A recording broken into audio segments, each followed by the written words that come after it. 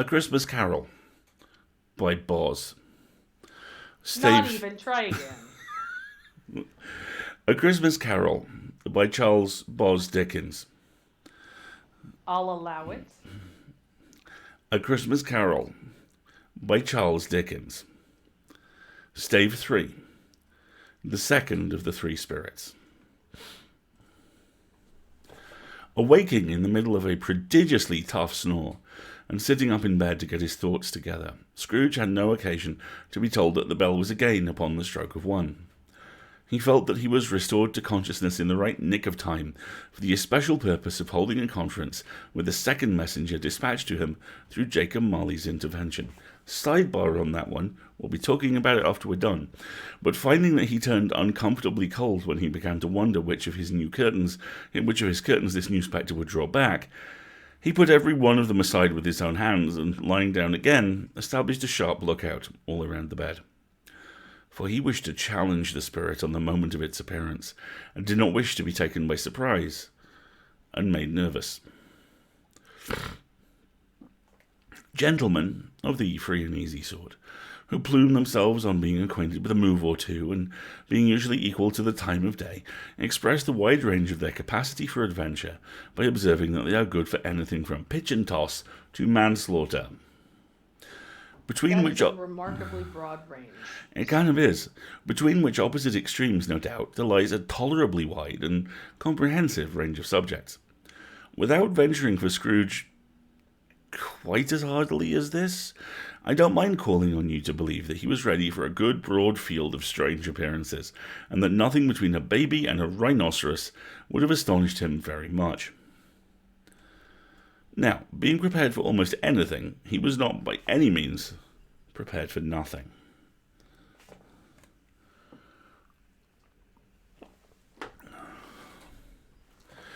Consequently, when the bell struck 1, and no shape appeared, he was taken with a violent fit of trembling. 5 minutes, 10 minutes, a quarter of an hour went by, yet nothing came. All this time he lay upon his bed, the very core and centre of a blaze of ruddy light which streamed upon it when the clock proclaimed the hour, and which, being only light, was more alarming than a dozen ghosts, as he was powerless to make out what it meant or would be at, and was sometimes apprehensive that he might be at that very moment an interesting case of spontaneous combustion, without having the consolation of knowing it. At last, however, he began to think, as you or I would have thought at first, for it is always the person not in the predicament who knows what ought not to have been done in it, and would unquestionably have done it too. At last, I say, he began to think that the source and secret of this ghostly light might be in the adjoining room, from whence, on further tracing it, it seemed to shine. This idea taking full possession of his mind, he got up softly and shuffled in his slippers to the door. The moment Scrooge's hand was on the lock, a strange voice called him by his name and bade him enter. He obeyed. It was his own room, there was no doubt about that, but it had undergone a surprising transformation. The walls and ceilings were so hung with living green that it looked a perfect grove. From every part of it, bright gleaming berries glistened. The crisp leaves of holly, mistletoe, and ivy reflected back the light as if so many little mirrors had been scattered there. And such a mighty blaze went roaring up the chimney as that dull petrification of a hearth had never known in Scrooge's time. Or Marley's, for that matter, or for many and many a winter season gone. Heaped up on the floor to form a kind of throne were turkeys, geese, game, poultry, brawn, great joints of meat, sucking pigs, long wreaths of sausages, mince pies, plum puddings, barrels of oysters, red-hot chestnuts, cherry-cheeked apples, juicy oranges, luscious pears, immense twelfth cakes, and seething bowls of punch that made the chamber dim with a delicious steam. In easy state upon the couch there sat a jolly giant, glorious to see, who bore a glowing torch in shape not unlike Plenty's horn, and held it up, high up, to shed its light on Scrooge, as he came peeping round the door. "Come in!" exclaimed the ghost. "Come in! Don't be better!" Scrooge entered timidly, and hung his head before the spirit. He was not the dogged Scrooge he had been, and though the spirit's eyes were clear and kind, he did not like to meet them. "I am the ghost of Christmas Present," said the spirit. "Look upon me." Scrooge reverently did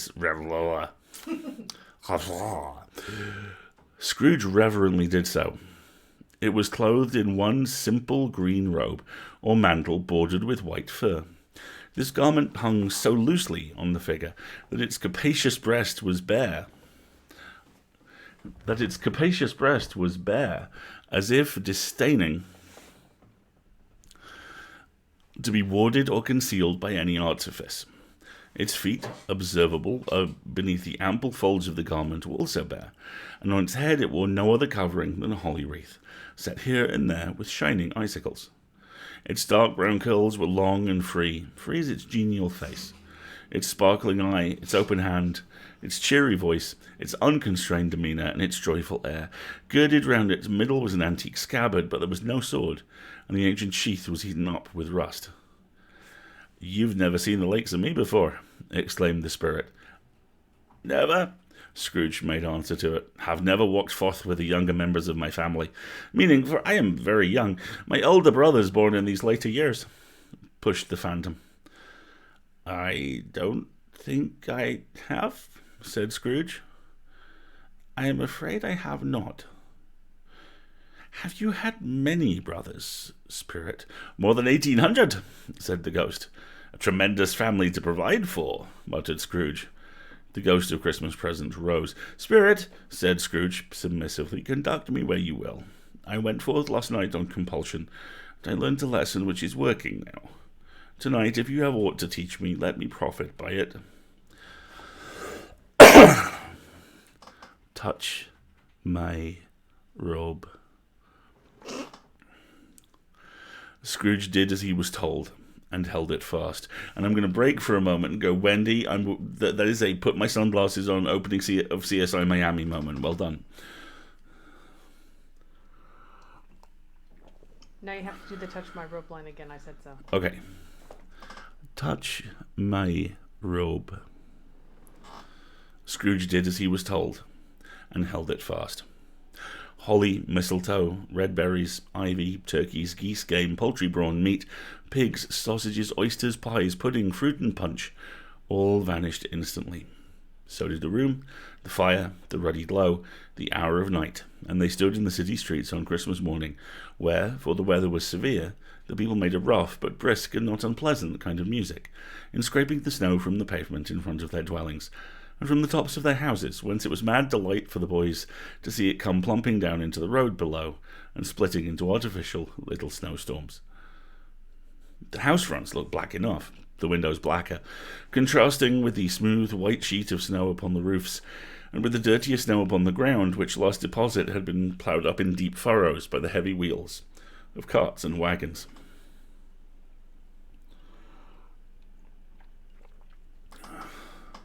Furrows that crossed and recrossed each other hundreds of times, where the great streets branched off and made intricate channels, hard to trace in the thick yellow mud and icy water. The sky was gloomy, the shortest streets were choked with a dingy mist, half-thawed, half-frozen, whose heavier particles descended in a shower of sooty atoms, as if all the chimneys in Great Britain had, by one consent, caught fire and were blazing away to their dear heart's content. There was nothing very cheerful in the climate or the town, and yet there was an air of cheerfulness abroad, that the clearest summer air and brightest summer sun might have endeavoured to diffuse in vain. For the people who were shovelling away on the housetops were jovial and full of glee, calling to one another from the parapets and now and then exchanging a facetious snowball, better-natured missile far than a more wordy jest, laughing heartily if it went right, and not less heartily if it went wrong. The poulterers' shops were still half open, the fruiterers were radiant in their glory. There were great round pot-bellied baskets of chestnuts, shaped like the waistcoats of jolly old gentlemen, lolling at the doors and tumbling out into the street in their apoplectic opulence. Nice Get in, that. nailed it. There were ruddy, brown-faced, broad-girthed Spanish onions, shining in the fatness of their growth like Spanish friars, and winking from their shelves in wanton slyness at the girls as they went by. Steady on, boss. And glanced demurely at the hung-up mistletoe. There were pears and apples clustered high in blooming pyramids. There were bunches of grapes made in the shopkeeper's benevolence to dangle from conspicuous hooks, that people's mouths might water gratis as they passed. There were piles of filberts, mossy and brown, recalling, in their fragrance, ancient walks among the woods and pleasant shuffling, ankle-deep through withered leaves. There were Norfolk biffins, squat and swarthy, setting off the yellow of the oranges and lemons, and in the great compactness of their juicy persons, urgently entreating and beseeching to be carried home in paper bags and eaten after dinner. What a lovely turn of phrase, the great compactness of their juicy persons. The very gold and silver fish set forth among these choice fruits in a bowl, though members of a dull and stagnant-blooded race, appeared to know that there was something going on, and to a fish went gasping round and round their little world in slow and passionless excitement. The grocers, oh, the grocers! Nearly closed, perhaps 2 shutters down, or 1, but through those gaps such glimpses! It was not alone that the scales descending on the counter made a merry sound, or that the twine and roller parted company so briskly, or that the canisters were rattled up and down like juggling tricks, or even that the blended scents of tea and coffee were so grateful to the nose, or even that the raisins were so plentiful and rare, the almonds so extremely white, the sticks of cinnamon so long and straight, the other spices so delicious, the candied fruits so caked and spotted with molten sugar as to make the coldest lookers-on feel faint and subsequently bilious. Nor was it that the figs were moist and pulpy, or that the French plums blushed in modest tartness from their highly decorated boxes, or that everything was good to eat in its Christmas dress. But the customers were all so hurried and eager in the hopeful promise of the day that they tumbled up against each other at the door, crashing their wicker baskets wildly, and left their purchases upon the counter and came running back to fetch them, and committed hundreds of the like mistakes, in the best humour possible, while the grocer and his people were so frank and fresh that the polished hearts with which they fastened their aprons behind might have been their own, worn outside for general inspection and for Christmas doors to peck at if they chose.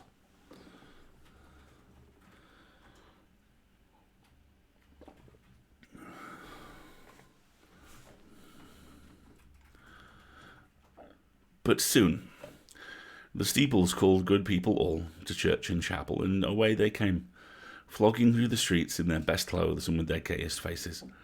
And at the same time there emerged from scores of by-streets, lanes, and nameless turnings innumerable people carrying their dinners to the bakers' shops. The sight of these poor revellers appeared to interest the spirit very much, because he stood with Scrooge beside him in a baker's doorway, and, taking off the covers as their bearers passed, sprinkled incense on their dinners from his torch. And it was a very uncommon kind of torch, for once or twice, when there were angry words between some dinner-carriers who had jostled each other, he shed a few drops of water on them from it, and their good humour was restored directly, for they said it was a shame to quarrel upon Christmas Day, and so it was. God love it, so it was. In time the bells ceased, the bakers were shut up, and yet there was a genial shadowing forth of all these dinners in the progress of their cooking, in the thawed blotch of wet above each baker's oven, where the pavement smoked as if its stones were cooking too. "Is there a peculiar flavour in what you sprinkle from your torch?" asked Scrooge. "There is, my own." "Would it apply to any kind of dinner on this day?" asked Scrooge. "To any kindly given. To a poor one most." "Why to a poor one most?" "Because it needs it most." "Spirit," said Scrooge, after a moment's thought. "It's not cocaine." I'm sorry, his own sprinkle flavor has just done me in. Move on. I'm fine. Give me a sec. No, you're not. "Spirit," said Scrooge, after a moment's thought, "I wonder you, of all the beings in the many worlds about us, should desire to cramp these people's opportunities of innocent enjoyment." "I?" cried the Spirit. "You would deprive them of their means of dining every 7th day, often the only day on which they can be said to dine at all." said Scrooge. Wouldn't you? "Aye!" cried the spirit. "You seek to close these places on the 7th day," said Scrooge, "and it comes to the same thing." "I seek!" exclaimed the spirit. "Forgive me if I am wrong. It has been done in your name, or at least in that of your family," said Scrooge. "There are some upon this earth of yours," returned the spirit, "who lay claim to know us, and who do their deeds of passion, pride, ill will, hatred, envy, bigotry, and selfishness in our name, who are as strange to us and all our kith and kin as if they had never lived. Remember that, and charge their doings on themselves, not us." Scrooge promised that he would, and they went on, invisible as they had been before, into the suburbs of the town. It was a remarkable quality of the ghost, which Scrooge had observed at the baker's, that notwithstanding his gigantic size, he could accommodate himself to any place with ease, and that he stood beneath a low roof quite as graceful and like a supernatural creature. He's a supernatural creature, his accent can shift, as it was possible he could have done in any lofty hall. And perhaps it was the pleasure the good spirit had in showing off the power of his, or else it was his own kind, generous, hearty nature, and his sympathy with all poor men, that led him straight to Scrooge's clerks, for there he went, and he took Scrooge with him. Holding on to his robe, and on the threshold of the door the spirit smiled, and stopped to bless Bob Cratchit's dwelling with the sprinkling of his torch. Think of that. Bob had but 15 bob a week himself. He pocketed on Saturdays but 15 copies of his Christian name, and yet the ghost of Christmas present blessed his 4-roomed house. Then up rose Mrs. Cratchit, Cratchit's wife, dressed out but poorly in a twice-turned gown, but brave in ribbons, which are cheap and make a goodly show for sixpence, and she laid the cloth, assisted by Belinda Cratchit, second of her daughters, also brave in ribbons, while Master Peter Cratchit plunged a fork into the saucepan of potatoes, and getting the corners of his monstrous shirt collar, Bob's private property, conferred upon his son and heir, in honour of the day, into his mouth, rejoiced to find himself so gallantly attired, and yearned to show his linen in the fashionable parks. And now 2 smaller Cratchits, boy and girl, came tearing in, screaming that outside the baker's they had smelt the goose, and known it for their own, and basking in luxurious thoughts of sage and onion. These young Cratchits danced about the table, and exalted Master Peter Cratchit to the skies, while he, not proud, although his collars nearly choked him, blew the fire until the slow potatoes, bubbling up, knocked loudly at the saucepan lid to be let out and peeled. "What has ever got your precious father, then?" said Mrs. Cratchit, "and your brother, Tiny Tim? And Martha went as late last Christmas Day by half an hour." "Here's Martha, mother," said a girl, appearing as she spoke. "Here's Martha, mother," cried the 2 young Cratchits. "Hurrah, there's such a goose, Martha." "Why, bless your heart alive, my dear, how late you are," said Mrs. Cratchit, kissing her a dozen times, and taking off her shawl and bonnet for her with officious zeal. "We'd a deal of work to finish up last night," replied the girl, "and had to clear away this morning, mother." "Well, never mind so long as you are come," said Mrs. Cratchit. "Sit ye down before the fire, my dear. Have a warm, Lord bless ye." "No, no, there's father coming," cried the 2 young Cratchits, who were everywhere at once. "Hide, Martha, hide!" So Martha hid herself, and in came little Bob, the father, with at least 3 feet of comforter exclusive of the fringe hanging down before him, and his threadbare clothes darned up and brushed to look seasonable, and Tiny Tim upon his shoulder. Alas for Tiny Tim, he bore a little crutch, and had his limbs supported by an iron frame. "Why, where's our Martha?" cried Bob Cratchit, looking around. "Not coming," said Mrs. Cratchit. "Not coming," said Bob, with a sudden dissension in his high spirits, for he had been Tim's blood horse all the way from church, and had come home rampant. "Not coming upon Christmas Day?" Martha didn't like to see him disappointed, even if it were only in joke, so she came out. Let's not talk about blood horse, shall we?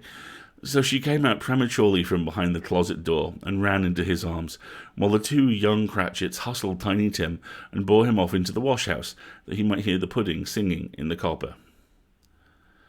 "Now, how did little Tim behave?" asked Mrs. Cratchit, when she had rallied Bob on his credulity, and Bob had hugged his daughter to his heart's content.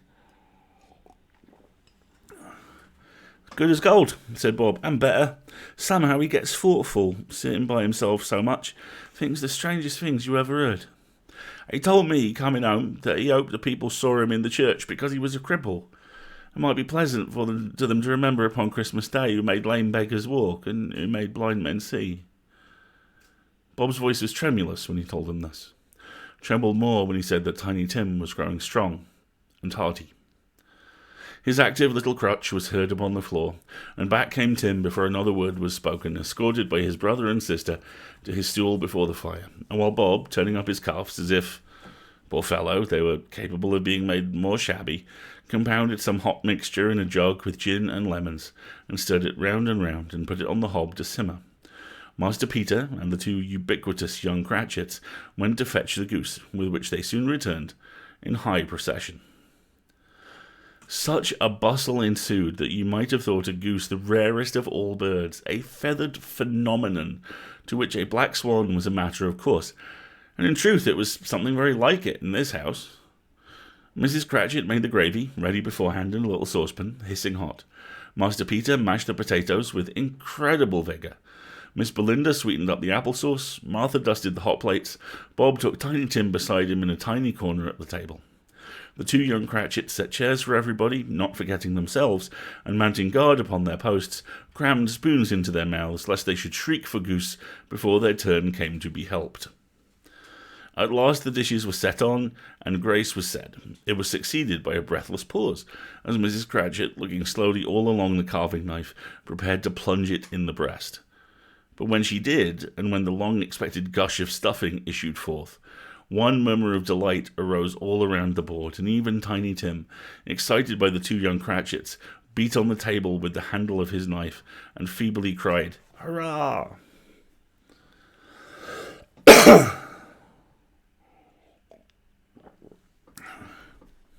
Noticing some questions about the drink choices in the chat. Yes, well, as someone's pointed out, drinking gin was probably safer than drinking the water. There was never such a goose. Bob said he didn't believe there ever was such a goose cooked. Its tenderness and flavour, size and cheapness were the themes of universal admiration. Eked out by applesauce and mashed potatoes, it was a sufficient dinner for the whole family. Indeed, as Mrs. Cratchit said with great delight, surveying one small atom of a bone upon the dish, they hadn't ate it all at last. Yet every one had had enough, and the youngest Cratchits in particular were steeped in sage and onion to the eyebrows. But now, the plates being changed by Miss Belinda, Mrs. Cratchit left the room alone, too nervous to bear witnesses, to take the pudding up and bring it in. Suppose it should not be done enough. Suppose it should break in turning out. Suppose somebody should have got over the wall of the backyard and stolen it while they were merry with the goose, a supposition at which the two young Cratchits became livid. All sorts of horrors were supposed. Hello! A great deal of steam. The pudding was out of the copper. A smell like a washing day. That was the cloth. A smell like an eating house and the pastry cooks next door to each other, with the laundresses next door to that, and that was the pudding. In half a minute, Mrs. Cratchit entered, flushed, smiling proudly, with the pudding like a speckled cannonball, so hard and firm, blazing in half a quartern of ignited brandy, and bedlit with Christmas holly stuck into the top. Oh, a wonderful pudding, Bob Cratchit said, and calmly too. That he regarded it as the greatest success achieved by Mrs. Cratchit since their marriage. And wait a minute, he says that sitting at a table with 4 of their children. Yes. Oh my. Kids, I love the pudding more than all of you. Shut up. Good job, Bob. Mrs. Cratchit said that now the weight was off her mind, she would confess she'd had doubts about the quantity of flour. Everybody had something to say about it, but nobody said or thought it was at all a small pudding for a large family. It would have been heresy to do so. Any Cratchit would have blushed to hint at such a thing. At last the dinner was all done. The cloth was cleared, the hearth swept, and the fire made up. The compound in the jug being tasted and considered perfect, apples and oranges were put upon the table, and a shovelful of chestnuts on the fire. Then all the Cratchit family drew round the hearth in what Bob called a circle, meaning half a one, and at Bob Cratchit's elbow stood the family display of glass, 2 tumblers, and a custard cup, without the handle. These held the hot stuff from the jug, however, as well as golden goblets would have done, and Bob served it out with beaming looks, while the chestnuts on the fire sputtered and cracked noisily. Merry Christmas to us all, my dears. God bless us, which all the family re-echoed. God bless us, everyone, said Tiny Tim, the last of all. He sat very close to his father's side upon his stool. Bob held his withered little hand in his, as if he loved the child and wished to keep him by his side, and dreaded that he might be taken from him. Spirit, said Scrooge, tell me if Tiny Tim will live. I see a vacant seat in the poor chimney corner, and a crutch without an owner, carefully preserved. If these shadows remain unaltered by the future, the child will die. No, no, said Scrooge. Oh, no, kind spirit, say he will be spared. If these shadows remain unaltered by the future, none other of my race, returned the ghost, will find him here. What then? If he be like to die, he had better do it, and decrease the surplus population. Scrooge hung his head to hear his own words quoted by the spirit, and was overcome with penitence and grief. Penitence and grief. That's the goose. Penitence and grief. Pardon me. Man, said the ghost, if man you be in heart, not adamant, forbear that wicked cant until you have discovered what the surplus is, and where it is. Will you decide what men shall live, what men shall die? It may be that in the sight of heaven you are more worthless and less fit to live than millions like this poor man's child. Oh God, to hear the insect on the leaf pronouncing on the too much life among his hungry brothers lying in the dust. Scrooge bent before the ghost's rebuke, and trembling cast his eyes upon the ground. But he raised them speedily on hearing his own name. Mr. Scrooge, said Bob, I'll give you Mr. Scrooge, the founder of the feast. Founder of the feast, indeed, cried Mrs. Cratchit, reddening. I wish I had him here. I'd give him a piece of my mind to feast upon, and I hope he'd have a good appetite for it. My dear, said Bob, the children. Christmas Day. It should be Christmas Day, I am sure, said she, on which one drinks the health of such an odious, stingy, hard, unfeeling man as Mr. Ebenezer Scrooge. Oh, you know he is, Robert. Nobody knows it better than you do, for poor fellow. My dear, was Bob's mild answer. Christmas Day. I'll drink his health for your sake and the day's, said Mrs. Cratchit, not for his. Long life to him. Merry Christmas and a Happy New Year. He'll be very merry and very happy, I have no doubt. The children drank the toast after her. It was the first of their proceedings which had no heartiness. Tiny Tim drank it last of all, but he didn't get twopence for it.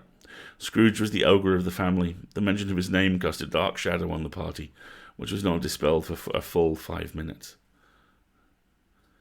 After it had passed away, though, they were 10 times merrier than before, from the mere relief of Scrooge the baleful being done with. Bob Cratchit told them how he had a situation in his eye for Master Peter, which would bring in, if obtained, full 5 and 6pence weekly. The two young Cratchits laughed tremendously at the idea of Peter's being a man of business, and Peter himself looked thoughtfully at the fire from between his collars, as if he were deliberating what particular investments he should favour when he came into the receipt of that bewildering income. Martha, who was a poor apprentice at a milliner's, then told them what kind of work she had to do, and how many hours she worked at a stretch, and how she meant to lie abed tomorrow morning for a good long rest, tomorrow being a holiday she passed at home. Also how she had seen a countess and a lord some days before, and how the lord was much about as tall as Peter, of which Peter pulled up his collars so high that you couldn't have seen his head if you had been there. All this time the chestnuts and the jug went round, and by they had a song about a lost child travelling in the snow from Tiny Tim, who had a plaintive little voice, and sang it very well indeed. There was nothing of high mark in this. They were not a handsome family, they were not well dressed. Their shoes were far from being waterproof, their clothes were scanty, and Peter might have known, and very likely did, the inside of a pawnbroker's. But they were happy, grateful, pleased with one another, and contented with the time and when they faded, and looked happier yet in the bright sprinklings of the spirit's torch at parting. Scrooge had his eye upon them, and especially on Tiny Tim, until the last. And that is the take-a-break warning light. Right, so we are going to take a little bit of a break, everybody. Just a reminder that there will be A 1 minute timer when we come back. So if you want to step away and refresh your drinks, see the meds, feed your pets, all that good stuff, you have at least 60 seconds to do so unless you see the timer. And we will be right back.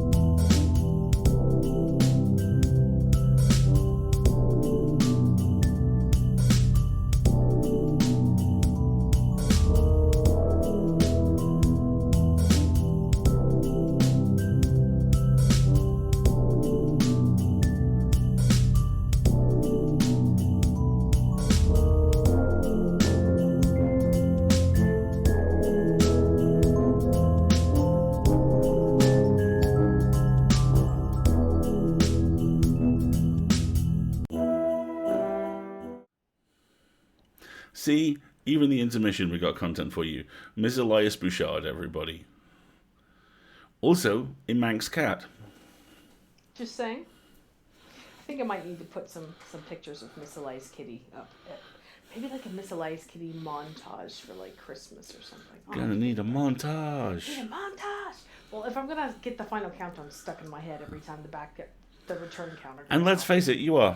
I know. Yeah. I told you about that dream I had, right? Where I woke up in the middle of the night very upset about the fact that I had neither Final Countdown nor Magic Carpet Ride on my phone, and what on earth was I going to do if I ever went into orbit? I love you more than life itself.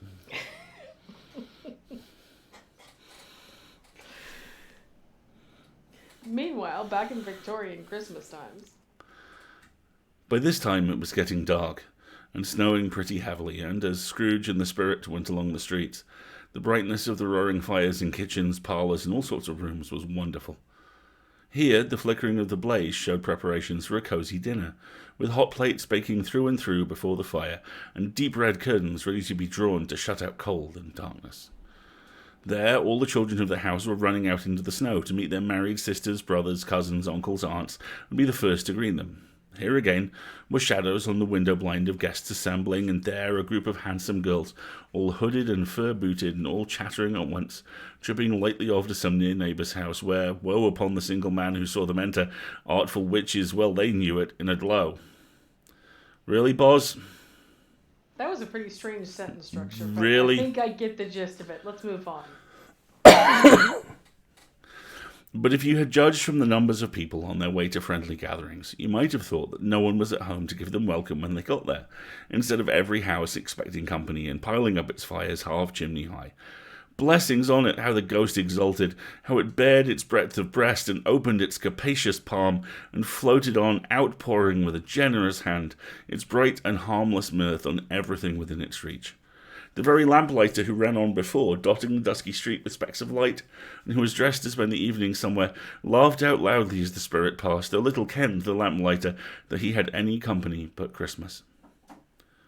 And now, without a word of warning from the ghost, they stood upon a bleak and desert moor, where monstrous masses of rude stone were cast about as though it were the burial place of giants, and water spread itself wheresoever it listed or would have done so, but for the frost that held it prisoner, and nothing grew but moss and furze and coarse ranked grass. Down in the west, the setting sun had left a streak of fiery red, which glared upon the desolation for an instant like a sullen eye, and frowning lower, lower, lower yet, was lost in the thick gloom of darkest night. "What place is this?" asked Scrooge.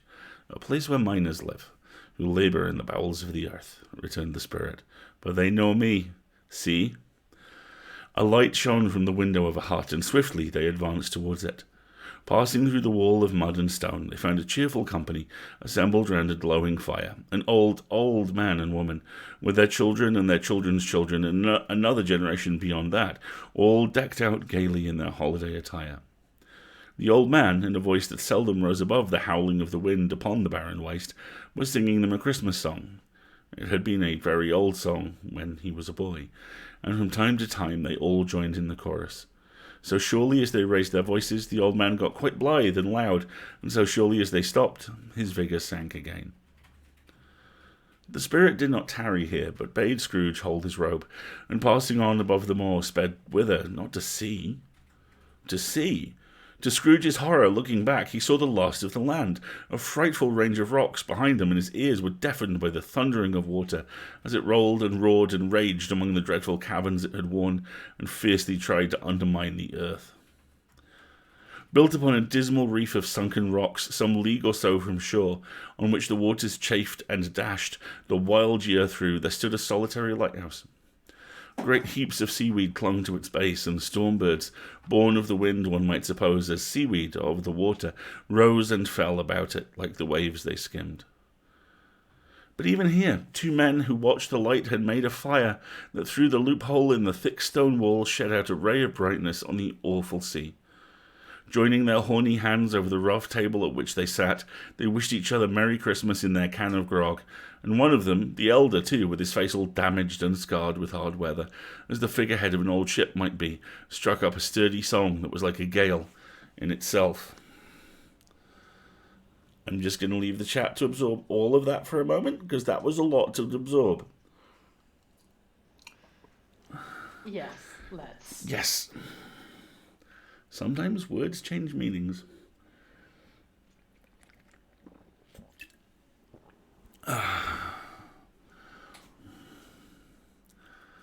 Again the ghost sped on, above the black and heaving sea, on, until, being far away, as he told Scrooge, from any shore, they lighted on a ship. They stood beside the helmsman at the wheel, the lookout in the bow, the officers who had the watch, dark, ghostly figures in their several stations, but every man among them hummed a Christmas tune, or had a Christmas thought, or spoke below his breath to his companion of some bygone Christmas day, with homeward hopes belonging to it. And every man on board, waking or sleeping, good or bad, had had a kinder word for another on that day than on any day in the year, and had shared to some extent in its festivities, and had remembered those he cared for at a distance, and had known that they delighted to remember him. It was a great surprise to Scrooge, while listening to the moaning of the wind, and thinking what a solemn thing it was to move on through the lonely darkness over an unknown abyss whose depths were secrets as profound as death. It was a great surprise to Scrooge, while thus engaged, to hear a hearty laugh. It was a much greater surprise to Scrooge to recognise it as his own nephew's, and to find himself in a bright, dry, gleaming room, with the spirit standing smiling by his side, and looking at that same nephew with approving affability. Laughed Scrooge's nephew. If you should happen, by any unlikely chance, to know a man more blessed in a laugh than Scrooge's nephew, all I can say is I should like to know him too. Introduce him to me. I'll cultivate his acquaintance. It is a fair, even-handed, noble adjustment of things, that while there is infection and disease and sorrow, there is nothing in the world so irresistibly contagious as laughter and good humour.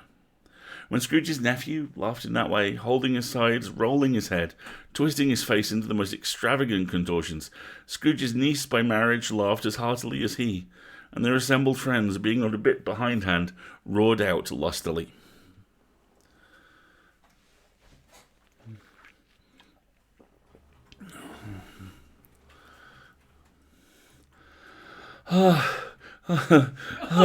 Honestly, he said Christmas was a humbug as they live, cried Scrooge's nephew. He believed it too. More shame for him, Fred, said Scrooge's niece indignantly. Bless these women, they never do anything by halves. They are always in earnest. She was very pretty, exceedingly pretty, in fact, with a dimpled, surprised-looking capital face, a ripe little mouth that seemed made to be kissed, as no doubt it was, all kinds of good little dots about her chin that melted into one another when she laughed, and the sunniest pair of eyes you ever saw in any little creature's head.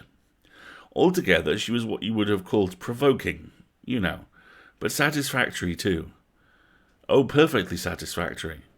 Content warning, skeeve. Yeah, we're going to get Crumbs. very Victorian skeevy here for a Good moment. Lord, look at that filly. Stop it now. He's a comical old fellow, said Scrooge's nephew. That's the truth. Not so pleasant as he might be. However, his offences carry their own punishment, and I have nothing to say against him. I'm sure he is very rich, Fred, hinted Scrooge's niece. At least you always tell me so. What of that, my dear? Said Scrooge's nephew. His wealth is of no use to him. Don't do any good with it. Don't make himself comfortable with it. He hasn't the satisfaction of thinking that he's ever going to benefit us with it. I have no patience with him, observed Scrooge's niece. Scrooge's niece's sisters, and all the other ladies, expressed the same opinion. Oh, I have, said Scrooge's nephew. I'm sorry for him. I couldn't be angry with him if I tried. Who suffers by his ill whims? Himself, always. Here he takes it into his head to dislike us, and he won't come and dine with us, and what's the consequence? You don't lose much of a dinner. Indeed, I think he loses a very good dinner, interrupted Scrooge's niece. Everybody else said the same, and they must be allowed to have been competent judges, because they had just had dinner, and with the dessert upon the table, were clustered around the fire by lamplight. Well, I'm very glad to hear it, said Scrooge's nephew, because I haven't great faith in these young housekeepers. What do you say, Topper? Topper had clearly got his eye upon one of Scrooge's niece's sisters, for he answered that a bachelor was a wretched outcast who had no right to express an opinion on the subject. Whereat Scrooge's niece's sister, the plump one with the lace tucker, not the one with the roses, blushed. "Do go on, Fred," said Scrooge's niece, clapping her hands. "He never finishes what he begins to say. He's such a ridiculous fellow." Scrooge's nephew revelled in another laugh, and yeah. Right, ma, quit leering, Topper. Oh, it's about to get worse. Topper, she's up here. "Do go on, Fred," said Scrooge's niece, clapping her hands. "He never finishes what he begins to say. He's such a ridiculous fellow." Scrooge's nephew revelled in another laugh, and as it was impossible to keep the infection off, though the plum sister tried hard to do it with aromatic vinegar, his example was unanimously followed. "I was only going to say," said Scrooge's nephew, "that the consequence of his taking a dislike to us, and not making merry with us, is, as I think, that he loses some pleasant moments, which could do him no harm. I am sure he loses pleasanter companions that he can find in his own thoughts, either in his mouldy old office or his dusty chambers. I mean to give him the same chance every year, whether he likes it or not, for I pity him. He may rail at Christmas till he dies, but he can't help thinking better of it. I defy him if he finds me going there in good temper year after year and saying, 'Uncle Scrooge, how are you?' If it only puts him in the vein to leave his poor clerk £50, that's something, and I think I shook him yesterday." It was their turn to laugh now at the notion of his shaking Scrooge, but being thoroughly good-natured, not much caring what they laughed at, so they laughed at any rate, he encouraged them in their merriment, and passed the bottle joyously. After tea they had some music, for they were a musical family and knew what they were about, when they sung a glee or a catch. Especially Topper, who could growl away in the bass like a good one and never swell the large veins in his forehead, or get red in the face over it. Scrooge's niece played well upon the harp, and played among other tunes a simple little air, a mere nothing, you might learn to whistle it in 2 minutes, which had been familiar to the child who fetched Scrooge from the boarding school, as he had been reminded by the ghost of Christmas past. When this strain of music sounded, all the things the ghost had shown him came upon his mind. He softened more and more, and thought that if he could have listened to it often years ago, he might have cultivated the kindnesses of life for his own happiness, with his own hands, without resorting to the sexton's spade that buried Jacob Marley. But they didn't devote the whole evening to music. After a while they played at forfeits, for it is good to be children sometimes, and never better than at Christmas, when its mighty founder was a child himself. Stop! There was first a game at Blindman's Bluff, of course there was, and I no more believe Topper was really blind than I believe he had eyes in his boots. My opinion is that it was a done thing between him and Scrooge's nephew, and that the ghost of Christmas present knew it. The way he went after that plump sister in the lace tucker was an outrage on the credulity of human nature, knocking down the fire irons, tumbling over the chairs, bumping against the piano, smothering himself among the curtains. Wherever she went, there went he. He always knew where the plump sister was. He wouldn't catch anybody else. If you had fallen up against him, as some of them did, on purpose, he would have made a feint of endeavouring to seize you, which would have been an affront to your understanding, and would instantly have sidled off in the direction of the plump sister. She often cried out that it wasn't fair, and it really was not, but when at last he caught her, when in spite of all her silken rustlings and her rapid flutterings past him, he got her into a corner where there was no escape, wow, then his conduct was the most execrable. For his pretending not to know her, his pretending that it was necessary to touch her headdress, and further to assure himself of her identity, by pressing a certain ring upon her finger and a certain chain about her neck, was vile, monstrous. No doubt she told him her opinion of it, when, another blind man being in office, they were so very confidential together, behind the curtains. I'm going to take a moment. Okay, that was skeevy. Let's move on. Thanks for that, boss. Wow. Okay. Scrooge's niece was not one of the blind man's bluff party, but was made comfortable with a large chair and a footstool in a snug corner. The ghost and Scrooge were close behind her, but she joined in the forfeits and loved her admiration with all the letters of the alphabet. Likewise, at the game of how, when, and where, she was very great, and to the secret joy of Scrooge's nephew, beat her sisters hollow, though they were sharp girls too, as Topper could have told you. There might have been 20 people there, young and old, but they all played, and so did Scrooge, for wholly forgetting in the interest he had in what was going on, that his voice made no sound in their ears.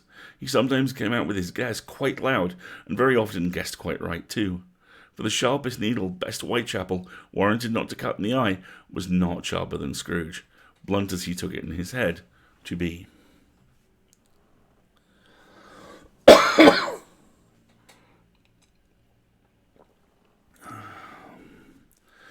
The ghost was greatly pleased to find him in this mood, and looked upon him with such favour that he begged like a boy to be allowed to stay until the guests departed.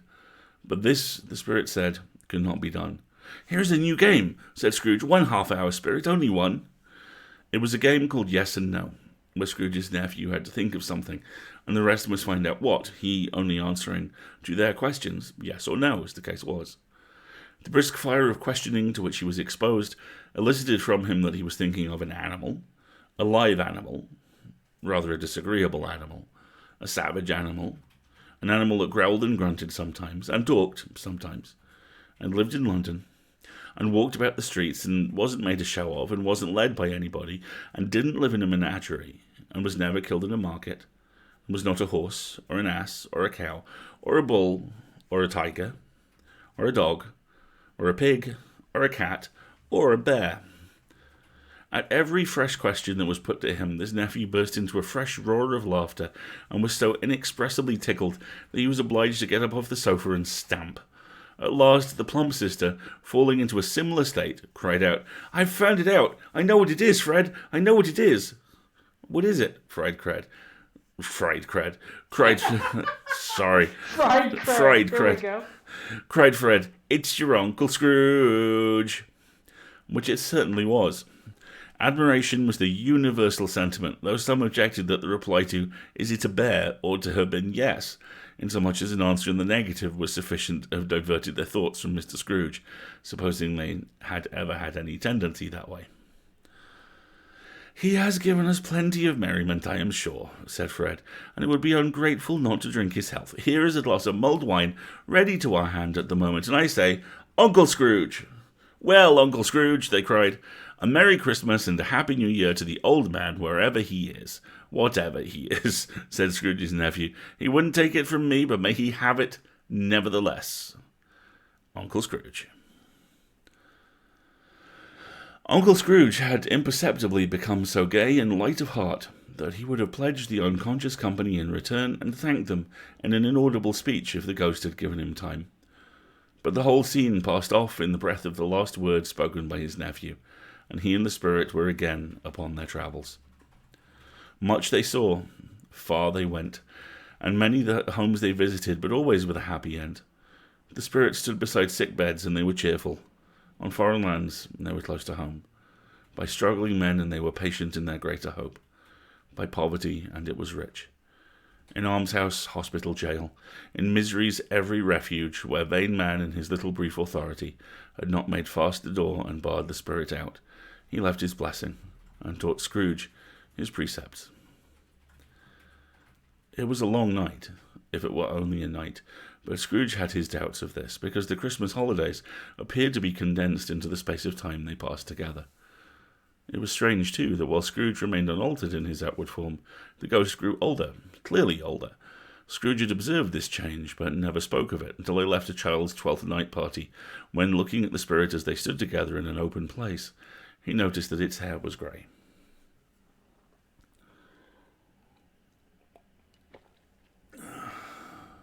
"Are spirits' lives so short?" asked Scrooge. "My life upon this globe is very brief," replied the ghost. "It ends tonight." "Tonight!" cried Scrooge. "Tonight at midnight. Hark, the time is drawing near." The chimes were ringing the 11:15 at that moment. "Forgive me if I am not justified in what I ask," said Scrooge, looking intently at the spirit's robe, "but I see something strange and not belonging to yourself protruding from your skirts. Is it a foot or a claw?" "It might be a claw for the flesh there is upon it," was the spirit's sorrowful reply. "Look here." From the foldings of its robe it brought 2 children, wretched, abject, frightful, hideous, miserable. They knelt down at its feet and clung upon the outside of its garment. "Oh, man, look here, look down here," exclaimed the ghost. They were a boy and girl, yellow, meagre, ragged, scowling, wolfish but prostrate too, in their humility. Where graceful youth should have filled their features out and touched them with its freshest tints, a stale and shriveled hand, like that of age, had pinched and twisted and pulled them into shreds. Where angels might have sat enthroned, devils lurked and glared out menacing. No change, no degradation, no perversion of humanity, in any grade, through all the mysteries of wonderful creation, has monsters half so horrible and so dread. Scrooge started back, appalled. Having them shown to him in this way, he tried to say they were fine children, but the words choked themselves rather than be parties to a lie of such enormous magnitude. "Spirit, are they yours?" Scrooge could say no more. "They are man's," said the spirit, looking down upon them, "and they cling to me, appealing from their fathers. This boy is ignorance, this girl is want. Beware them both, and all of their degree, but most of all beware this boy, for on his brow I see that written which is doom, unless the writing be erased." "Deny it!" cried the spirit, stretching out its hand towards the city. "Slander those who tell it ye. Admit it for your factious purposes, and make it worse, and bide the end." "Have they no refuge or resource?" cried Scrooge. "Are there no prisons?" said the spirit, turning on him for the last time with his own words. "Are there no workhouses?" The bell struck 12. Scrooge looked about him for the ghost and saw it not. As the last stroke ceased to vibrate, he remembered the prediction of old Jacob Marley, and lifting up his eyes beheld a solemn phantom, draped and hooded, coming like a mist along the ground towards him. End of Stave 3.